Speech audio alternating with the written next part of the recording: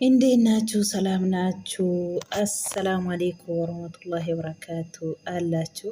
እኔ የሚላችሁ ለምንድን ነው ሰው እኮ ቆም ብለን ማይ? ለምንድን ነው ለስድብ የምትሮጡት? በአላህ ወላሂ ሰው እኮ በስድብ አይመልስም። ወላሂ ሰው ሲያጠፋ በምክር ነው እንጂ በስድብ አይመልስም።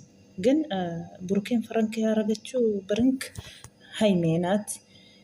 ሳታጣራው አውዙ ቢላህ ዝም ብሎ ሰው ይዘግዘቃሉ፣ ይሰደባሉ። ለምንድን ነው ግን? ወላሂ የኛ ባል ነው ይሄ፣ የኢትዮጵያ ባል ነው። በአላህ ኧረ ኖር ነው ወላሂ። ቆም ብላችሁ አስቡ።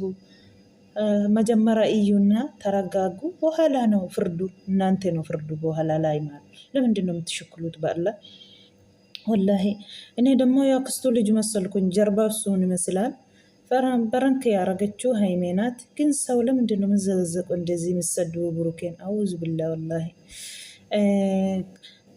ሀይሜን ብሩክ ፈረንኪ ወጀተ ጀchuudha ፈረንኪ ወጀተ intala kana fidde garuu mitalli godanya haimeeti jechuudha yaa abashaa wallahi har'a gadi isa mataa sagalgashanii arrabaatiin quttorra kaasaa oolan hin ariifata namni waan tokko toon ilaali inni waan tokko hin beeku inni farankii irratti hojjette haimeen goddanyaa ishee wajjin walii galanii okattee fi ishee jechuudha.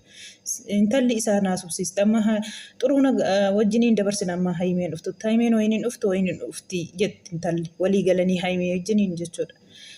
Namoonni immoo yaa rabbii koo wallaahi laazim mataa isaa gadi galgashanii akka kanaan irraa caffaraa oolanii dhugaa rabbii yaa arrabaa namni maaf ariifata waan tokko jechuudha. Mi ammuma viidiyoon gadhiisamee addaan baafatutti arrabatti fiigu. Namni otoo duraan ilaaliin otoo duraan hin hubatiin maaliif arraba namaatti fiigama? Amma akkamillee yoo garuu gisee kana viidiyoo kana argani wallaahi maaltu nama ariifachiise? Ragaa jedhanii ilaalanii booda qaqqabama koo arrabni darbee qaba. Arrabni darbee hin qabu booda arrabsuu danda'ama. Dhugaa rabbi ay haime hojii keenya dhuu burukee arrabsiiste miti.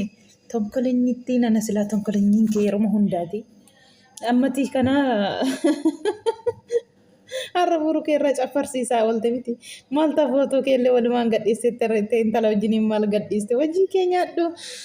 Yaa rabbi wallahi arrabaan qottorraa kaasaa oolanii burukee chaali እንግዲህ